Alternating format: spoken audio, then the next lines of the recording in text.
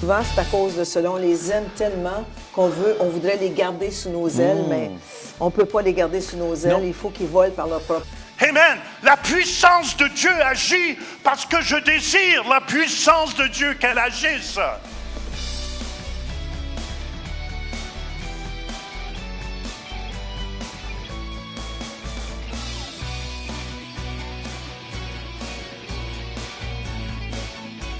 Dieu a tant aimé le monde.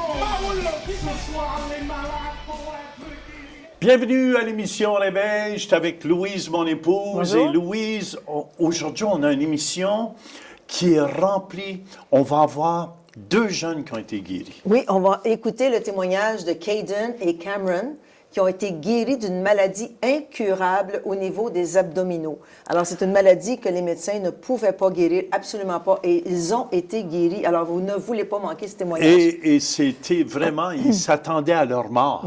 Ils s'attendaient médicalement, il n'y avait plus rien à faire. Jusqu'au jour, vous savez, Jésus est vivant et que les parents, c'était chrétiens, ils ont prié. Mais qu'est-ce qui est beau dans le témoignage, Louise, là?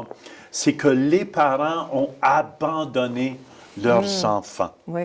Vous savez, Dieu, c'est important d'abandonner nos enfants à Dieu. Peu importe comment sont nos enfants. Louise, on Oui. l'a fait un jour. On l'a Nous, fait un on avait jour, de la oui. difficulté parce qu'ils étaient dans la drogue. Mais abandonnez vos enfants à Dieu. Et je vous dis que Dieu va les prendre. Et vous allez voir dans ce témoignage, les parents étaient découragés, il n'y avait plus rien à faire jusqu'à ce qu'ils abandonnent les deux, le père et la mère ont dû abandonner leurs enfants à Dieu. C'est pas toujours facile à faire comme parents. C'est Parce pas qu'on toujours. veut toujours tenir en laisse nos jeunes, mais souvent, il faut laisser Dieu agir. Oui, Louise, parce que des fois, on essaie humainement de changer quelqu'un. Moi, ça fait 49 ans qu'on est mariés. J'ai voulu changer ma femme, mais après quelques Impossible, années, impossible. j'ai vu, non, c'est impossible. Seulement Dieu peut la changer. Et c'est la même chose pour moi et toi. Oui.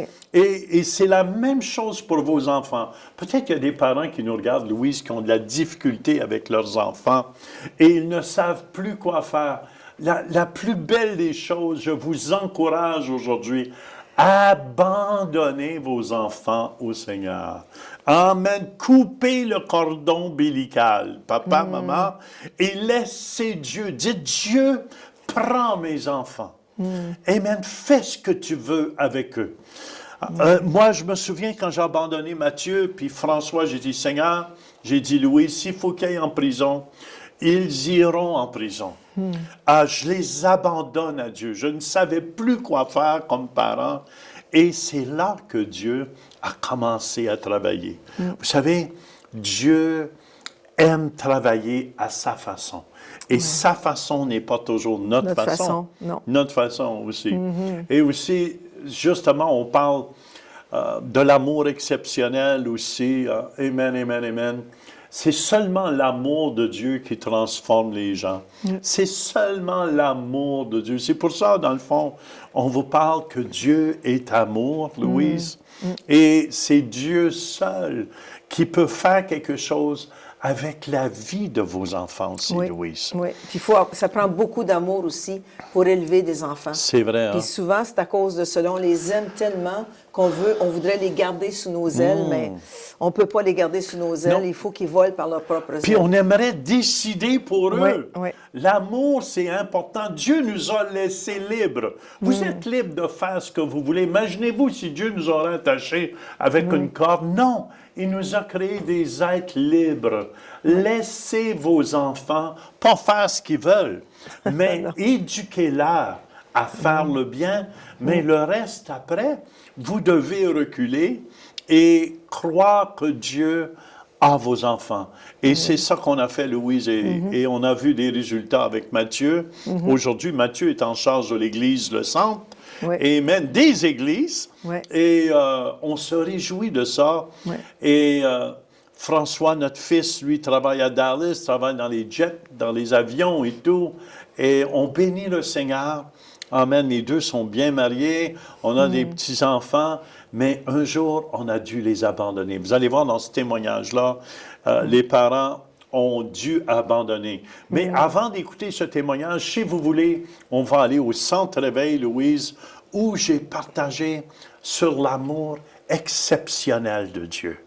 Et si vous voulez, ensemble, on va écouter et on vous revient ici en studio après. Amen. Pour prier avec vous. C'est pour ça ma prière, vous pouvez l'écrire à quelque part, la retenir. Ma prière à moi, je vous lance toujours un défi, vous l'avez déjà entendu ici. Ma prière est, Seigneur, je veux être l'homme qui t'aime le plus sur la face de la terre. Seigneur, que tu es ici ce matin, je veux être l'homme qui t'aime le plus. Tu ne peux pas aimer Dieu si ce n'est pas l'Esprit de Dieu qui est en toi. J'aime Dieu. Savez-vous pourquoi? Il y a une marque d'amour dans cette église parce que j'ai une marque de l'Esprit sur ma vie.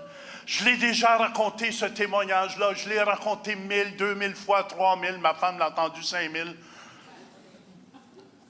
Quand Dieu m'a visité dans son amour, jamais je peux oublier ça. J'étais couché là, ma femme était là, puis il n'y avait pas personne de l'autre côté. Je le raconte encore parce que c'est trop beau. Puis j'étais peureux dans ce temps-là.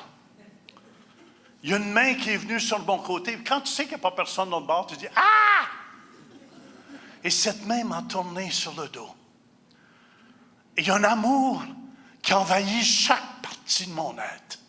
Il y a un amour qui envahit chaque partie de mes cheveux. Il y a un amour, il y aurait pu avoir 1000 tremblements de terre. Il y aurait pu avoir il aurait pu tomber. Chaque partie de mes membres était embrasée de cet amour.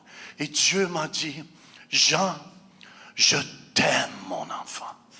Je serai toujours avec toi. Et ce matin, Dieu veut que vous le sachiez. Il vous aime. Il vous aime. Et jamais, je l'ai rencontré 500 000 fois. Et même quand je pense à ça, même quand je chante un chant qui était venu avec ça, j'ai toujours la chair de poule, chaque fois. Parce que je n'ai jamais oublié cette expérience avec Dieu. Jamais j'ai oublié cette expérience avec Dieu. C'est pour ça, écoutez-moi, Dieu est amour. C'est pas parce que, écoute, il y en a, je sais, qui critiquent les iPads. Mon iPad, c'est ma Bible. Ben, c'est pas qu'est-ce qui est écrit là. C'est qu'est-ce qui est écrit, que sorti de là, qui est venu dans mon cœur. Que ça soit sur le papier ou sur l'écran. Écoutez bien, il faut que ça devienne vivant dans ton cœur. Amen. J'ai rien contre ceux qui ont les Bibles à papier, mais j'ai rien contre ceux qui ont les iPads aussi. Pourquoi? Parce que tu peux avoir la Bible de papier, puis il peut avoir rien dans ton cœur. Amen. Tu peux avoir la Bible iPad, puis avoir absolument rien dans ta vie.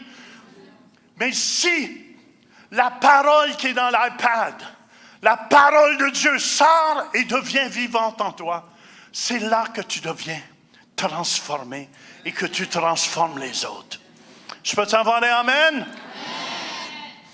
C'est pour ça que j'aime le psaume 145 au verset 20. L'Éternel garde tous ceux qui l'aiment. Est-ce que vous l'aimez ce matin?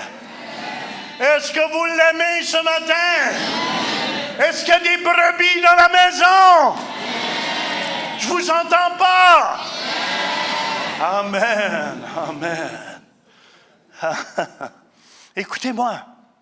Après que tu as goûté à cet amour, que tu aimes Dieu, tu ne peux pas te taire. Tu ne peux pas te taire. Tu dois donner. Tu dois donner. Tu ne peux pas garder cet amour pour toi. Je suis content que je n'ai pas gardé cet amour pour moi, que j'ai donné. Je vous dis, donner est un secret. Dieu a tant aimé le monde qu'il a donné ce qu'il y avait de plus beau.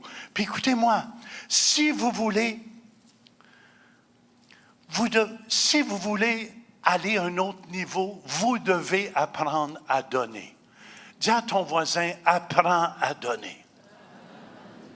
1 Jean 3,16 nous dit, nous avons connu l'amour. Et le mot connaître ici dans le grec, c'est genesko.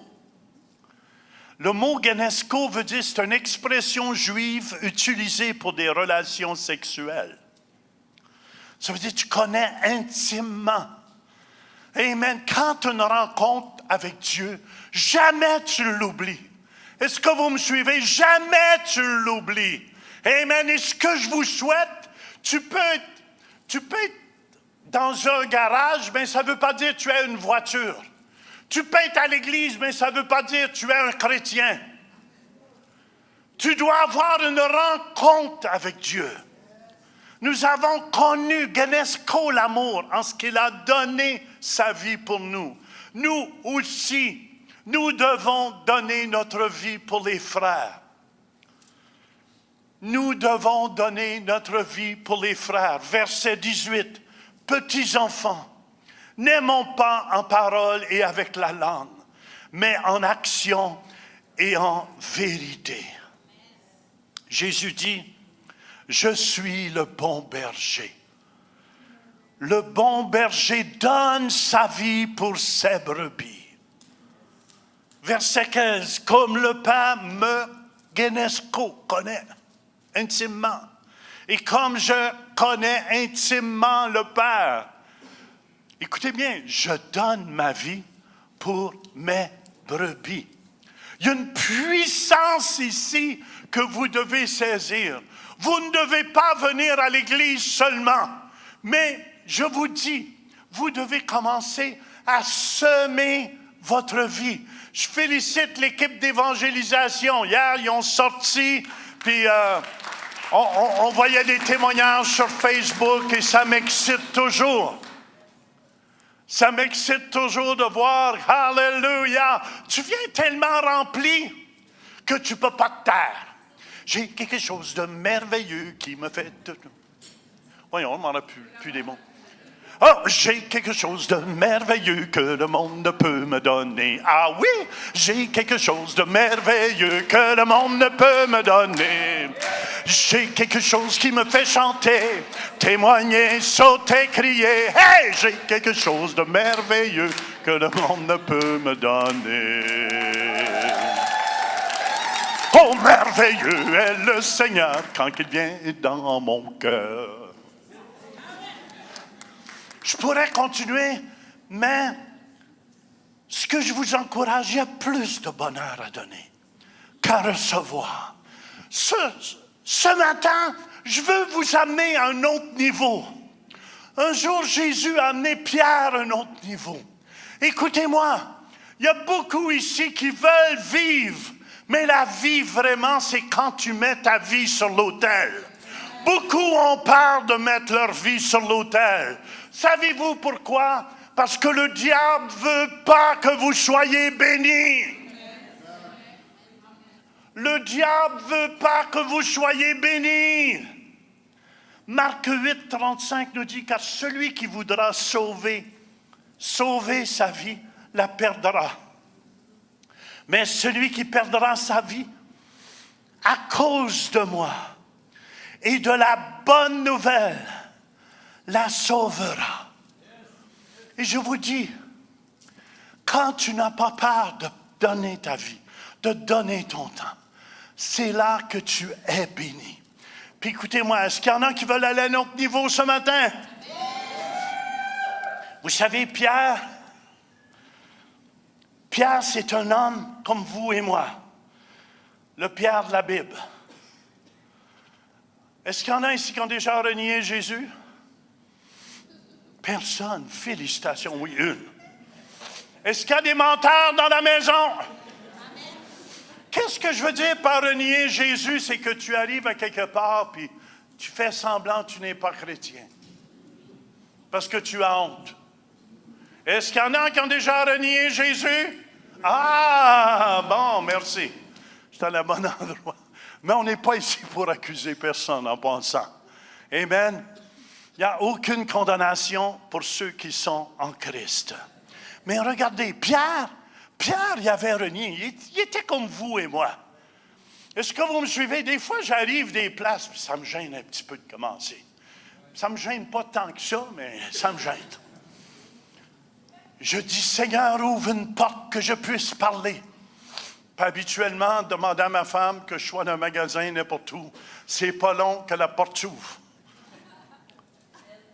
Écoutez bien, la porte s'ouvre parce que mon cœur est rempli de Dieu.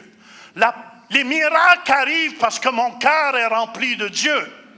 Amen. La puissance de Dieu agit parce que je désire la puissance de Dieu qu'elle agisse. C'est parce que je suis prêt. Est-ce que vous me suivez? Je ne suis pas rempli du monde. Je suis rempli de Dieu et de son amour. C'est pour ça un jour, et je vous fais un test ce matin. Vous savez, dans le grec, il y a 3 mots pour amour. Mais on va juste voir le mot agapé et le mot philéo. Philéo, c'est l'amour fraternel. OK? Le mot agapé veut dire, c'est l'amour de Dieu. Un amour qui est rempli d'affection. C'est un amour pour les frères. C'est aimer profondément, fait allusion à l'amour divin. Ça, c'est l'amour agapé. Puis regardez bien ici ce que je veux en venir pour vous amener à un autre niveau. Parce que Dieu a amené Pierre à un autre niveau. Qui veut rester au même niveau toute sa vie? Levez vos mains. On va prier pour vous. Qui veut aller à un autre niveau? Amen. Regardez comment Jésus. Écoutez bien, le gars il avait renié. Il l'avait renié 3 fois. Amen. Puis en plus, il y avait le coq qui chantait au bout. Puis, je ne sais pas pourquoi, mais j'aime donc pas les coqs qui chantent le matin, surtout quand je suis en Martinique ou en Guadeloupe ou en Afrique. Puis je suis couché à l'hôtel, puis il est 4h30, 5h.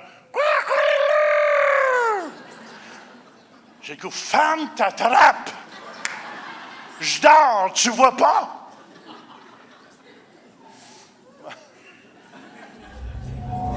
Merci Jean pour cet enseignement qui a été vraiment, vraiment bon pour nous expliquer qu'on n'est pas, comme tu disais, rempli de l'amour du monde, mais quand on est chrétien, qu'on connaît Dieu, on doit désirer être rempli de son amour.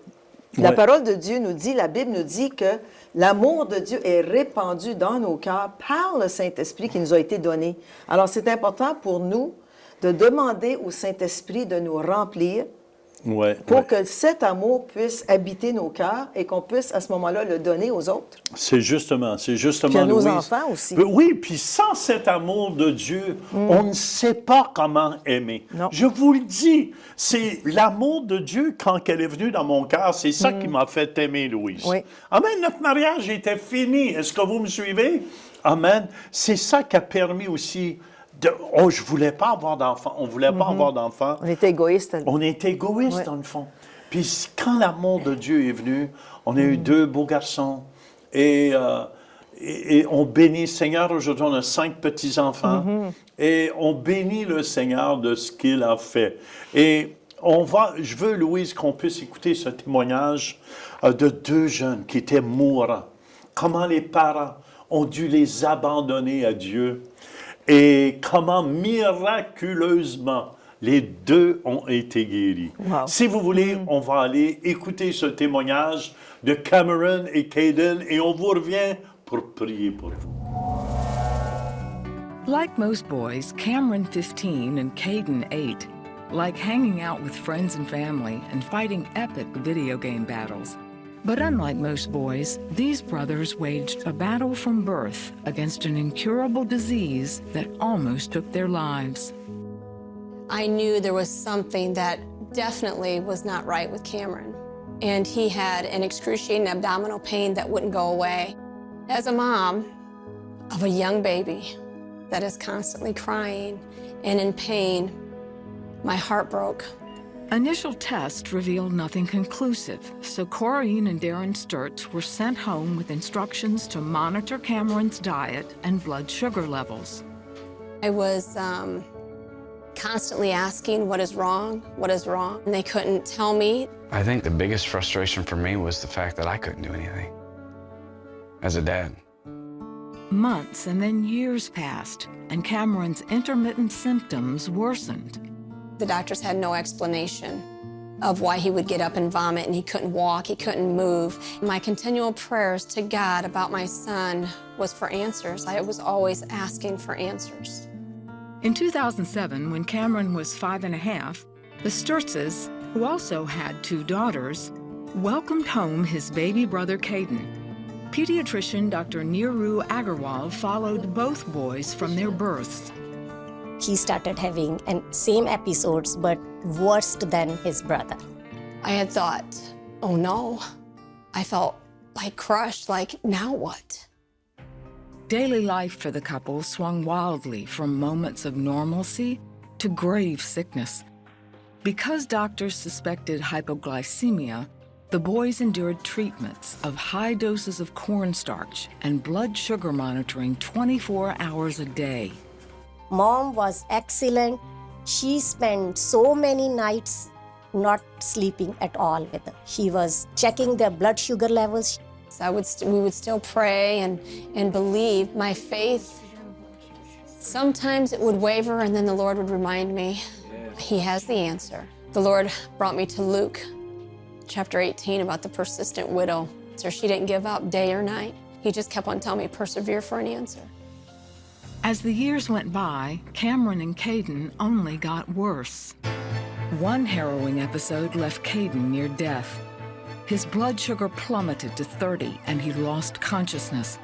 He was rushed to the emergency room and slowly revived, but then he had to endure more painful blood draws. And I just laid my head on him and I said, you can scream and you can cry, because I know it's gonna hurt, but just don't move. After years with no definitive diagnosis, Corrine insisted that Caden and Cameron be seen by a pediatric geneticist. Genetics did an extensive workup. They came out with a very rare genetic disorder, glycogen storage disease. I was telling the family, you have to pick up the complications leading to the death of the kids. Complications like complete liver and organ failure. I was beside myself. I didn't know if I was going to lose my kids. I didn't know what limitations they would have. Because the health of both boys was rapidly deteriorating, they were admitted to a research program at the University of Florida. After more exhaustive testing, Corrine and Darren were told that within a few years, Cameron and Caden, who was now no longer eating and had a feeding tube, would likely die from the disease. Helplessness. There was nothing I could do. All I knew is pray. I had the faith to believe that the Lord was going to do something, but I was afraid to ask for Him to heal my boys. The fear is because what I believed was if I asked Him to heal them, that He would take them from me. And I couldn't think of life without them. It was during their darkest hour that Darren says he had a breakthrough in prayer. The Lord gave me that scripture of Genesis 22:2, when the Lord asked Abraham to give Isaac as a sacrifice. Then I went back to my wife and I told her, I said, we got to give the boys. We got to give the boys to the Lord. He wants the boys. Not long after, in January 2014, 11 years after their ordeal began, the family attended a special revival service at their church. That's where Corrine received the same message from the Lord as Darren. The Lord just took me to a place of complete surrender. He said, I want everything. Just give it to me. And I said, okay, Lord, if you take them, I will praise you. And if you heal them, I will praise you. And He said, now that I have control, go get them because I'm going to heal them. And we go up to the altar. And we get up to the altar. I just see my one oldest daughter laying hands on my boys. And then I hear my son telling me, Dad, I felt the disease leave my body.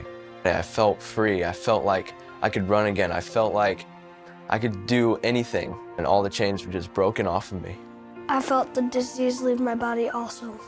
I could run all over the place and I could eat sugar. It felt like a small piece of heaven. 1 week later, medical tests confirmed what the family already knew. But we had all their blood draws, and all their blood was normal. Cameron never received another treatment. As a precaution, Caden was removed from treatment slowly. I mean, the kids are completely back to normal. It is a miracle that the kids are so sick and overnight or in few days, the kids are perfect. We laid our boys there at the altar. We gave them back to the Lord. And look what he did, is that our God is a healer. He is a miracle worker. I would be dead right now if he did not heal, because he healed me and my brother. Trust in God, believe in God, and don't give up.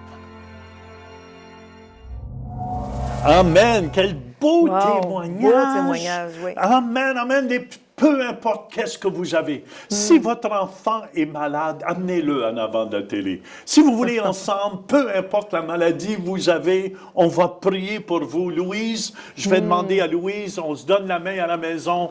Placez votre main sur l'écran de télévision aussi. Et Louise, vas-y, prie pour les gens. Amen. Seigneur, on t'élève ceux et celles qui nous regardent aujourd'hui. On te remercie que ta main n'est pas trop courte pour les toucher, pour les bénir, pour les guérir, pour accomplir des miracles dans leur vie, là où ils sont. Seigneur, on te remercie pour la guérison divine. On te remercie que tout mal est arraché de leur corps maintenant dans le nom puissant de Jésus. Ressentez sa présence. Ressentez maintenant sa présence sur vous dans le nom de Jésus. Amen. Amen, amen, amen, amen, amen. Moi, je vous encourage, faites un pas de foi, bougez, faites ce que vous ne pouviez faire. Il y en a certains, vous allez voir, le mal n'est plus là. Amen. Penchez-vous si vous aviez de la difficulté à vous pencher. Amen. Faites ce que vous ne pouviez faire avant. C'est un pas de foi que je vous demande de faire. Amen. Louise, c'est tout le temps qu'on a cette semaine. Dieu voulant. Je dis bien Dieu voulant parce que c'est Dieu qui décide tout. On va être là avec vous la semaine prochaine.